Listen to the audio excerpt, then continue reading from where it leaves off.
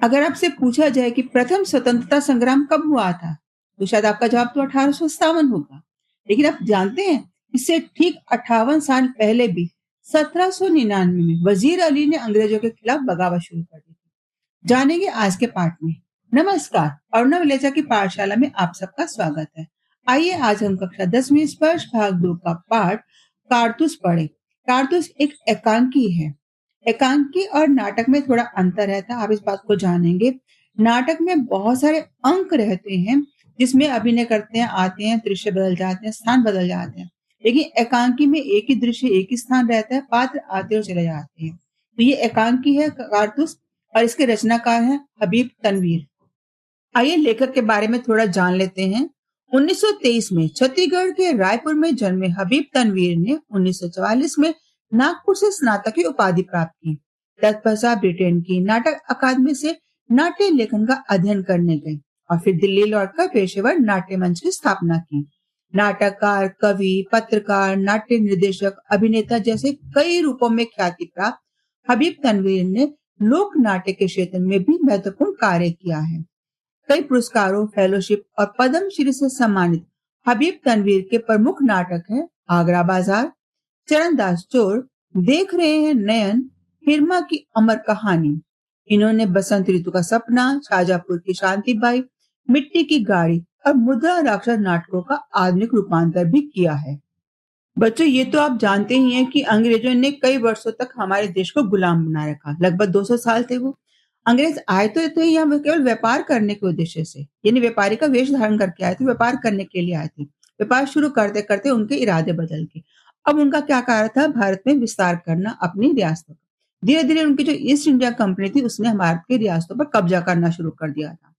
जैसे ही भारतीयों को उनकी नीयत पता लगी, तो उन्होंने हिंदुस्तान से उनको खदेड़ने का, उनको यहाँ से भगाने का प्रयास शुरू कर दिया था। प्रस्तुत पाठ में ऐसे एक जांबाज के कारनामों का वर्णन है, जिसका एकमात्र लक्ष्य था अंग्रेजों को इस देश से बाहर निकालना। और उसने क्या किया था? कंपनी के हुक्मरानों की नींद हराम करने वाला था।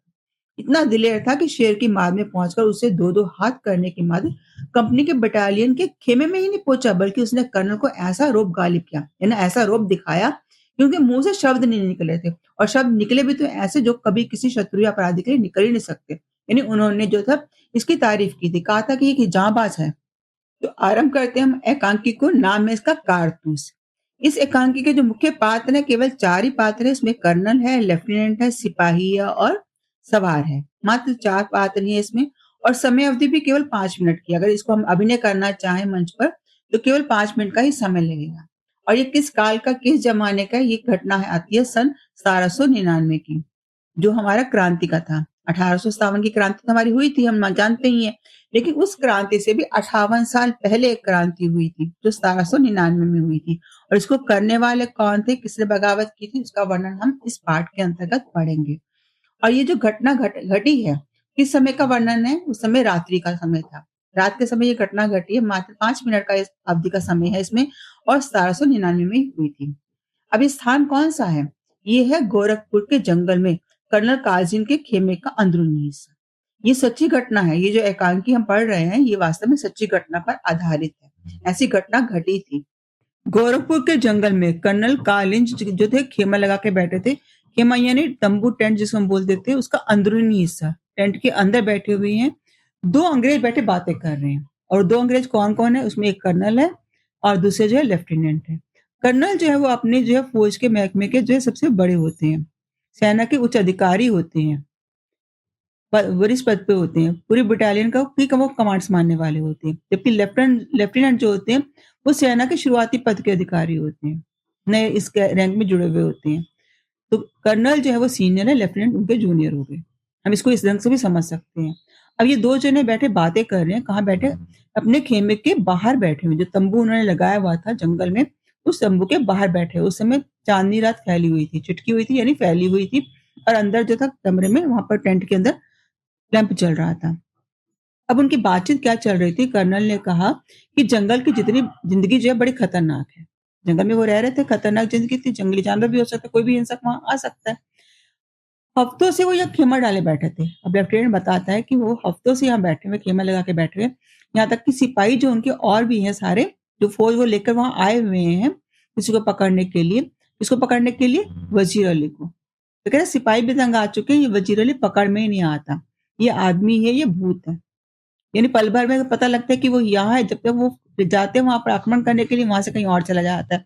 उनकी आंखों में लगातार वो धूल झोंक रहा है, कभी वो कहीं दिखाई ही नहीं देता। यानी एक अकेला एक व्यक्ति चंद लोगों के साथ वहां जंगल में भटक रहा है, और कर्नल अपनी पूरी फौज के साथ वहां जा रहे हैं, उसको पकड़ने के लिए जा रहे हैं, लेकिन उसकी खबर तक नहीं मिल पा रही है। इतने हफ्ते हो गए उनको वहां डेरा लगाए हुए, लेकिन अभी तक वो वजीर अली को पकड़ नहीं पाए थे। तो वो ये मानकर चलते हैं, ऐसा लगता है जैसे ये आदमी है कि भूत है, हाथ ही नहीं लगता। अब कर्नल ने बताया कि उसके अफसाने हैं। किसके अफसाने? जो वजीर अली है उसके अफसाने यानी कहानियां। उनको कहानियों को सुनकर रॉबिन हुड के कारनामे जब वो याद आ जाते हैं। अब ये रॉबिन हुड कौन है? ये वास्तव में जो है अंग्रेज लोक कथाएं जो थी उनमें एक वीर जो था, डाकू था कोई रोचक, उसके बड़े किस्से आते हैं। और वो वीर डाकू कैसा था? वो अमीरों से धन ले उठकर गरीबों में बांट देता था, यानी अन्याय के खिलाफ संघर्ष करता था वो। तो जैसा शक्तिशाली वो था, रॉबिन हुड था, पकड़ में नहीं आता था, वैसे ही शक्तिशाली वीर जो है ये वजीर अली है, जिसके बारे में हम पढ़ रहे हैं। अंग्रेजों के खिलाफ उसके दिल में किस कदर नफरत है। इसके मन में, वजीर अली के मन में अंग्रेजों के खिलाफ बड़ी सख्त नफरत है, वैसी जैसी रॉबिन हुड के मन में थी। वो अंग्रेजों के खिलाफ था, अमीरों के खिलाफ था, अमीरों से धन लेकर गरीबों में बांट देता था। कोई 5 महीने हुकूमत की होगी, हुकूमत यानी शासन। वजीर अली ने केवल मात्र 5 महीने अवध का शासन संभाला था, मगर इन 5 महीने में वो अवध के दरबार को अंग्रेजी सरकार से, अंग्रेजी असर से बिल्कुल पाक कर देने में तकरीबन कामयाब हो गया था।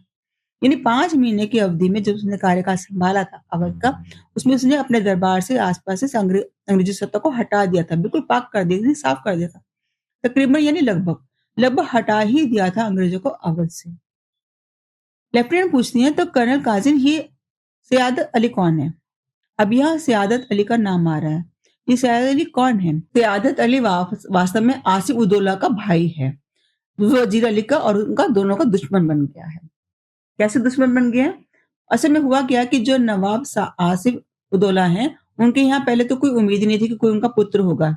बेटा उनका हुआ नहीं था बहुत लंबे समय तक, तो उम्मीद नहीं थी कि उसका कोई वारिस मिलेगा। जब पुत्र ही नहीं है तो उसका शासन कौन संभालेगा? तब उनको लगता था कि ये उसका जो है छोटे भाई को शासन मिल जाएगा। छोटा भाई कौन? सयादत अली। लेकिन हुआ क्या कि वजीर अली की पैदाइश हुई, यानी वजीर अली पैदा हुए। जब वजीर अली पैदा हुए, उनकी पैदाइश हुई, उनकी पैदाइश को उन्होंने, सयादत अली ने अपनी मौत का एक ख्याल मान लिया। उनको मान लिया कि ये तो मेरी मौत का कारण बन गया। क्यों? अब अगर पुत्र आ जाएगा तो पुत्र शासन संभालेगा।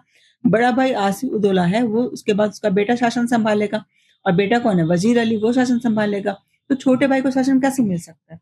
जबकि सयादत अली तो ये सोच के बैठा था कि हाँ, कोई संतान इसकी हो नहीं है, तो इसके बाद उसको जहाँ का उत्तराधिकारी मान लिया जाएगा, शासन उसको मिल जाएगा, गद्दी उसको मिल जाएगी। अब जो है गद्दी तो उसको मिलने वाली थी, उसके बेटे को, वजीर अली को। लेफ्टिनेंट ने कहा कि मगर जो है सयादत अली को अवध के तख्त पर बिठाने में क्या मसलहत है?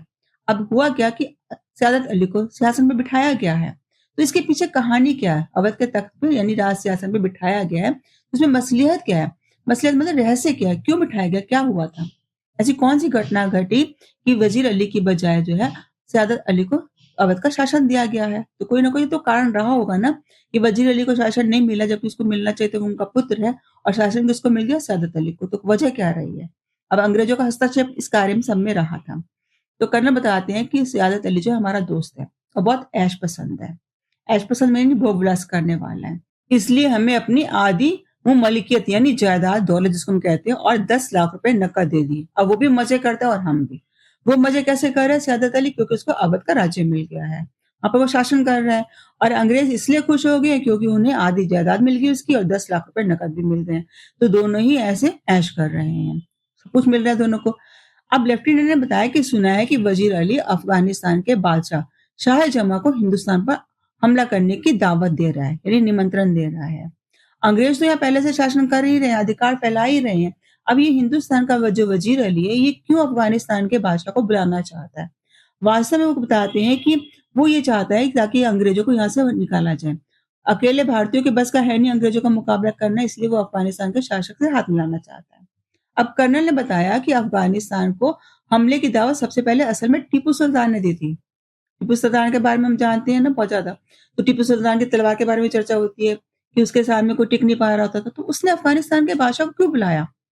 और फिर जो है वजीर अली भी बुला रहा है, उसके बाद शमशुद्दौला ने भी बुलाया। ये सारे के सारे जो है अफगानिस्तान के बादशाहों को क्यों बुला रहे हैं? तो वास्तव में जो टीपू सुल्तान था वो ये मानकर चलता था कि उस समय भी भारतीयों की शक्ति कमजोर थी। भारत अंग्रेजों का मुकाबला नहीं कर पा रहे थे। तो इसलिए उन्होंने अफगान के शाह शाह शुजा से हाथ मिलाया था। उसे आमंत्रण दिया था कि वो यहाँ आकर जो है अंग्रेजों को खदेड़ दे। उसी प्रकार वजीर अली ने भी यही करने की कोशिश कर रहा है। वो भी ये चाह रहा है कि अफगान के शासक यहाँ आ जाए, वो आक्रमण करें और ऐसे में अंग्रेजों को यहाँ से खदेड़ दें। हालाँकि इनके पीछे उनकी मंशा ये नहीं है कि वो खुद को गुलाम बनाना चाहते हैं, अपने देश को बेचना चाहते हैं। उनकी मंशा केवल इतनी थी कि वो अंग्रेजों से अपने देश को बचा सकें। अब लेफ्टिनेंट ने पूछा कि ये शमशुद्दौला कौन है?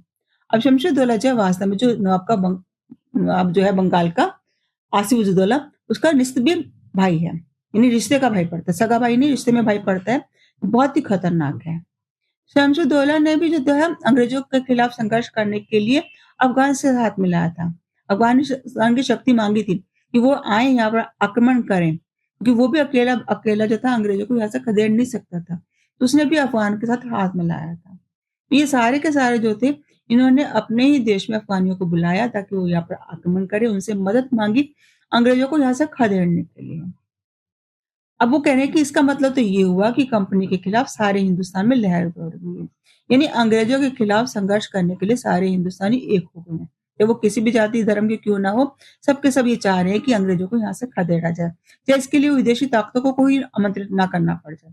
यानी विदेशी ताकतों को आमंत्रित कर रहे हैं ताकि वो यहाँ आए, आक्रमण करें, अंग्रेजों को यहाँ से खदेड़े और हिंदुस्तान को अंग्रेजों से मुक्त कर दें। कर्नल ने कहा कि जी हाँ, और अगर ये कामयाब हो गई तो बक्सर और प्लासी के कारनामे धरे रह जाएंगे। अब ये बक्सर और प्लासी के युद्ध आपने अगर इतिहास पढ़ा हो तो आपको याद होगा। प्लासी का युद्ध 1757 में हुआ था और ऐसे बक्सर का 1764 में। ये भी लड़ाइयां ऐसी थी जिसमें अंग्रेजों ने अपना जो था यहाँ पांव पसारे थे। प्लासी का युद्ध में तो ईस्ट इंडिया कंपनी के खिलाफ जो था बंगाल के जो नवाब थे सिराजुद्दौला थे, उनके बीच में युद्ध हुआ था। ऐसे जो बक्सर का युद्ध हुआ था वो भी ईस्ट इंडिया कंपनी का था, है ना? उस समय नेतृत्व जो थे मुनीरो कर रहे थे। अभी मीर कासिम हो गए, सिराजुद्दौला हो गए, शाह अलाउद्दीन हो गए, ये सारे के सारे जो थे उस समय जो है अंग्रेजों के खिलाफ संघर्ष कर रहे थे। तो कह रहे हैं कि ये जो काल था उस समय बहुत ही सख्त काल था। ऐसा काल था जिस समय सारे के सारे कंपनी के खिलाफ थे। कंपनी यानी अंग्रेज शासक के खिलाफ थे। और अगर ये कामयाब हो जाते तो जो बक्सर और प्लासी के जो युद्ध हुए थे, जिसके कारण अंग्रेजों ने अपने यहाँ झंडे गाड़ दिए थे, उनको सत्ता मिल गई थी। कह रहे कि सारे के सारे हमारे प्रयास हाथों से चले जाते। अब उनकी कंपनी के उस समय जो थे लॉर्ड कर्नवालिस थे, उन्होंने मेहनत की थी। ऐसे लॉर्ड वेलेस्ली ने मेहनत की थी। उन्होंने शासन पसारा था अपना। तो कह रहे उनके ये सारी की सारी सत्ता फिर खत्म हो जाती। तो लेफ्टिनेंट बताते हैं कि वजीर अली की जाति बहुत खतरनाक है। यानी वजीर अली को स्वतंत्र नहीं घूमने देना चाहिए। वो आजादों का जो घूम रहा है, जंगलों में कहीं भटक रहा है, ये हमारे लिए बहुत खतरनाक बना हुआ है। हमें किसी ना किसी तरह इस शख्स को गिरफ्तार कर लेना चाहिए। किसको? वजीर अली को। ये जो स्वतंत्र होकर जंगलों में भटक रहा है, कहीं घूम रहा है, अगर इसने फिर से अफगानिस्तानियों को किसी को बुला लिया यहाँ पर और आक्रमण हो गया, तो हमें हमें से सत्ता हमारे हाथ से चली जाएगी। तो हमें इनको यहाँ से हटाना चाहिए। अब वो उस प्रयास में लगे हैं। तब कर्नल ने कहा कि पूरी एक फौज लिए मैं उसका पीछा कर रहा हूँ, बरसों से। काफी समय से वो बैठे हुए हैं यहाँ पर, जंगलों में डेरा डाले बैठे पूरी फौज के साथ, लेकिन वो हमारी आंखों में धूल झोंक रहा है। वो यानी वजीर अली उनकी आंखों में धूल झोंक रहा है, जंगलों में भटक रहा है, लेकिन उनके हाथ नहीं आता। उसके साथ कौन है? उसके चंद जांबाज भी हैं, यानी कुछ ही उसके पास आदमी हैं। बहुत मुट्ठी भर लोग हैं, बहुत कम लोग हैं, मगर है दमखम, यानी उनमें बहुत दृढ़ता है, शक्ति है, ताकत है। इनके बल पर जो है वो जो है पूरी फौज से टक्कर लेने के लिए यहाँ भटक रहा है और कर्नल के हाथ ही नहीं आ रहा है, क्योंकि कर्नल कैसे बरसों से उसको पकड़ने के लिए तैयार रह रहा है, अपनी फौज को लेके बैठा हुआ है। लेफ्टिनेंट ने कहा, सुना है वजीर अली जाति तौर पर भी बहुत बहादुर आदमी है। अकेला व्यक्ति, हालांकि कुछ लोग तो उसके साथ है ही सी, जांबाज उसके साथ है, यानी जान की बाजी लगाने वाले कुछ सैनिक उसके साथ हैं, लेकिन खुद से स्वतंत्र रूप से अकेला खुद वजीर अली भी है बहुत शक्तिशाली, बहुत बहादुर है। अब कर्नल ने बताया कि बहादुर ना होता तो यू कंपनी के वकील का कत्ल कर देता। अब वजीर अली ने किसी वकील का कत्ल किया, कंपनी का जो वकील था उसका कत्ल किया। वो क्या हुआ, क्या किस्सा था? लेफ्टिनेंट पूछते हैं कि ये कत्ल का किस्सा क्या था। अब कर्नल बताते कि हुआ क्या था। वो कह रहे जो किस्सा है, ये जो घटना घटी थी, वास्तव में क्या था कि उसने उसको पद से हटाने के लिए हमने वजीर अली को बनारस पहुंचा दिया था। अब वजीर अली को जो था अयोध्या अवध का जो था शासक हटा दिया था, उन्होंने सयादत अली को कर दिया था, नियुक्त कर दिया था। तब वजीर अली को उन्होंने 3 लाख रुपए सालाना वजीफा दिया था। यानी ये राशि मुकर्रर कर रही थी। मुकर्रर का मतलब होता है निश्चित कर देना। वजीफा होता है आर्थिक सहायता। हर साल जो 3 लाख रुपए उसको सालाना जो है 3 लाख रुपए मिलते रहेंगे और वो अवध के पद से हट जाए। उसको हटाकर बनारस भेज दिया गया था। ये कर्नल ने यानी अंग्रेजों ने किया था। कहाँ से हटाया था? उसको अवध के पद से। अवध में वो उसको नवाबी पद से हटा दिया था वजीर अली को और बनारस भेज दिया था और ये कहा था कि तुम्हें 3 लाख रुपए सालाना राशि मिलती रहेगी। वजीफा मिलता रहेगा यानी आर्थिक सहायता मिलती रहेगी। कुछ महीने बाद जो था गवर्नर जनरल ने उसे कलकत्ता में बुलाया, तलब किया, यानी उसको बुलवाया कि तुम कलकत्ता आओ। किसको बुलाया? वजीर अली को बुलाया गवर्नर जनरल ने, अंग्रेजों का जो सीनियर था, कि तुम यहाँ आइए। वजीर अली कंपनी के वकील के पास गया। अब कंपनी का वकील कहाँ था? वो भी बनारस में रहता था। उसने उसने शिकायत की कि जो गवर्नर जनरल ने उसे कलकत्ता में क्यों तलब किया है, यानी कलकत्ता क्यों बुलाना चाहते हैं। जब ये तय हो गया है कि पैसा उसको मिल रहा है, वजीर अली को बनारस में वो रह रहा है, तो दोबारा से कलकत्ता मिलने के लिए क्यों जाए उनके पास, अंग्रेजों के पास क्यों जाए? उसने शिकायत की। वकील ने शिकायत की परवाह ही नहीं की। वकील है तो अंग्रेजों का ही था ना, तो उसने इसकी शिकायत की परवाह नहीं की, बल्कि वो खूब बड़ा बुरा कह दिया, उल्टा सीधा कहना शुरू कर दिया। तो वजीर को, जो अजली को, इसमें अपना अपमान महसूस हुआ। स्वाभिमान को ठेस लगी उसकी। वजीर अली के भी वैसे अंग्रेजों के खिलाफ तो था ही, नफरत कूट के भरी हुई थी। अब ये जो वकील जो था अंग्रेजों का पक्षधर था, उसकी बात सुन नहीं रहा था, गुस्सा आ गया। तो उसने क्या किया, अपने खंजर निकाला, खंजर यानी चाकू, चाकू निकाला और वकील का काम तमाम कर, यानी उसको मार डाला। क्रोधित तो था ही से, गुस्सा उसको आ रहा था कि मैं गवर्नर जनरल के पास कलकत्ता क्यों जाऊं, क्यों मुझे बुला रहे हैं। तो ऐसे में गुस्सा आ गया और गुस्से में उसने क्या किया, वकील को मार दिया। और फिर लेफ्टिनेंट ने बताया कि और ये भाग गया, यानी वकील को वहां से मारकर वो फिर भाग गया। अब वो बनारस वापस नहीं गया, कहाँ गया? अपने जानिसारों, जानिसार होते हैं यानी कुछ भरोसेमंद सैनिक, जो जान की बाजी लगाने के लिए तैयार रहते हो। तो अपने जानिसारों के साथ, भरोसेमंद सैनिकों के साथ वो आजमगढ़ की तरफ भागा। अब आजमगढ़ के जो हुक्मरान थे, यानी वहां के जो शासक थे, उन लोगों ने इनकी हिफाजत की। यानी इनकी हिफाजत की, वजीर अली की और उसके सैनिकों की, जो ये वहां से भागे थे। तो उनकी हिफाजत की, उनको अपनी देख रेख में उन्हें गागरा पहुंचा दिया। अब ये जो कारवा था, कारवा का मतलब समझते हैं? पैदल चलने वाले जो यात्री होते हैं, समूह में जब चलते हैं पैदल, तो कारवा कहलाता है। अब ये जंगलों में कई सालों से भटक रहा है। कौन भटक रहे हैं? वजीर अली और इसके जो कुछ जांबाज सैनिक, जो भरोसेमंद सैनिक है, जो अपनी जान की परवाह नहीं करते हैं, उसके साथ भटक रहे हैं। लेफ्टिनेंट ने पूछा, मगर वजीर अली की स्कीम क्या है? वो क्या चाहता है, क्या योजना बना रहा है? जंगल में भटक रहा है तो चाहता क्या है, अब उसकी इच्छा क्या है? तो कर्नल ने बताया, स्कीम तो उसकी ये कि वो किसी तरह नेपाल पहुंच जाए। गोरखपुर में कहाँ से वो निकला था, आजमगढ़ पहुंचा था, वहां से अब जैसे घाघरा पहुंच चुका था। तो कह रहे कि उसकी योजना क्या, वो क्या चाहता है? तो कह रहे कि वो किसी तरह नेपाल पहुंच जाना चाहता है और वहां जाकर वो अफगानी हमले का इंतजार करेगा, इंतजार करेगा कि अफगानिस्तानी आए या हमला करे, और वो अपनी ताकत बढ़ाना चाहता था। ऐसे में वो सयादत अली को उसके पद से हटाकर खुद अवध का नवाब बनना चाहता था, वहां पर कब्जा करना चाहता था और साथ ही अंग्रेजों को हिंदुस्तान से निकाल दे। ये उसकी योजना है, स्कीम है ये इसकी। कर्नल को मालूम है कि जो वजीर अली क्या योजना बना रहा है। नेपाल जाना चाहता है, नेपाल जाकर अफगानियों से मिलना चाहता है, अपनी ताकत बढ़ाना चाहता है और सयादत अली को वहां से हटाकर, कहाँ से हटाकर? अवध के नवाबी पद से हटाकर खुद नवाब बनना चाहता है, वहां पर कब्जा करना चाहता है और ऐसे में वो हिंदुस्तान से अंग्रेजों को भी हटाना चाहता है। अब लेफ्टिनेंट ने बताया कि जो नेपाल पहुंचना तो कोई मुश्किल है ही नहीं, हो सकता है मुमकिन है पहुंच भी क्या हो, हम यहाँ डेरा ला के बैठे हुए जंगलों में इसको ढूंढ रहे हैं, जगह जगह खाक छान रहे हैं, क्या पता वो नेपाल ही पहुंच गया हो। तो कह रहे, कर्नल ने बताया कि हमारी फौजें जो है नवाब सयादत अली खां के सिपाही बड़ी सख्ती से उसका पीछा कर रहे हैं, एक अकेली हमारी फौज ही पीछा नहीं कर रही, जो नवाब सयादत अली है उसकी सिपाही भी बहुत सख्ती से पीछा कर रहे हैं। हमें मालूम है, पता है कि वो जो है अभी इन्हीं जंगलों में ही है, यानी वो अभी कहीं भी नेपाल नहीं पहुंचा है। तभी एक सिपाही जो है तेजी से अंदर दाखिल होता है। वो बताता है कि जैसे वो अंदर पहुंचते, जो कर्नल उठ के पूछते, क्या बात हो गई है? तो वो जो सिपाही है गोरा, अंग्रेजों के सिपाही है ना सारे, तो जो गोरा है वो कहता है कि दूर से गर्द उठती दिख रही है, गर्द यानी धूल उठ रही है। आके उसने सूचना की दी कि दूर से बहुत तेज जो है धूल उड़ रही है। तो कर्नल ने कहा कि सिपाहियों से कह दो कि तैयार हो जाए, और सिपाही उस बात पर चला जाता है। तभी लेफ्टिनेंट जो है वो भी जो है खिड़की के बाहर देखने में मशरूफ हो जाता है, यानी मग्न हो जाता है, देखने में संलग्न हो जाता है। क्या देख रहा है कि गर्द उड़ रही है, लेकिन वो गर्द ऐसी उड़ रही है जैसे कि कोई पूरा का पूरा काफिला चला आ रहा हो, यानी बहुत सारे यात्री, बहुत सारे समूह एक साथ चल रहा, धूल कम नहीं है, बहुत ज्यादा दूर है। मगर देखने में ध्यान देते हैं तो देखते हैं कि केवल एक ही सवार नजर आ रहा है, सवार तो ऐसा नजर आ रहा है कि एक है और गर्द ऐसे उठ रही है जैसे पूरी पूरी फौज चली आ रही हो। अब वो पास जाके देखते हैं, हाँ सवार तो एक ही है। सर पर घोड़े को दौड़ा चला जा रहा है। सर पर यानी बहुत तेजी से घोड़े को दौड़ा कर चला आ रहा है। तभी वो ध्यान से देखते हैं तो वो कहते लगता है सीधा हमारी तरफ आता मालूम होता है। तभी कर्नल ने ताली बजाकर सिपाही को बुला लिया और सिपाही से कहा कि जरा इस सवार पर नजर रखो, कि देखो ये किस तरफ जा रहा है।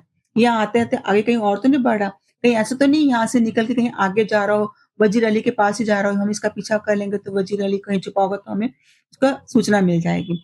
तो जरा तुम इस पे सवार पर नजर रखो कि ये किस तरफ आ रहा है, आगे कहाँ बढ़ के जा रहा है। भाई यहाँ से सीधा आगे कहीं से और निकल के जा रहा है तो हम इसका पीछा कर सकते हैं वजीर अली को पकड़ने के लिए। अब लेफ्टिनेंट ने कहा कि शुबह की तो कोई गुंजाइश ही नहीं, तेजी से इस तरफ आ रहा है। शुबह मतलब शक जिसको हम कहते हैं, संदेह की कोई गुंजाइश नहीं है। गुंजाइश यानी संभावना ही नहीं है, पक्का पता है कि वो इस तरफ आ रहा है, क्योंकि धीरे धीरे आते थे टापू की आवाज जो थी धीरे धीरे आकर रुक गई थी। अब सवार जो था बाहर से, मुझे कर्नल से मिलना है। अब जो गोरा सिपाही था, जो पहले आकर जिसने सूचना दी थी, बहुत खूब। तब सवार ने कहा सी हाँ अभी मैं मिलना चाहता हूँ। तो उसने कहा अंदर आकर, गोरे ने फिर आकर अंदर आकर बताया कि सवार आपसे मिलना चाहता है। उसको बताया, कर्नल और लेफ्टिनेंट जहाँ बैठे हुए थे तो बता दिया कि वो उसको आ रहा मिलना चाहता है आपसे। अब कर्नल ने कहा कि ठीक है भेज दो। लेफ्टिनेंट को लगता था कि जो वजीर अली का कोई आदमी होगा, हमसे मिलकर उसे गिरफ्तार करवाना चाहता होगा, यानी कोई ऐसा व्यक्ति होगा जो वजीर अली का भेदिया होगा, उसकी सूचना दे देगा इनाम वगैरह पाने के चक्कर में, हमारे पास आकर मिलना चाहता है, उसको गिरफ्तार करना चाहता है, तो इससे मिल लेते हैं ताकि हम वजीर अली को गिरफ्तार कर लें।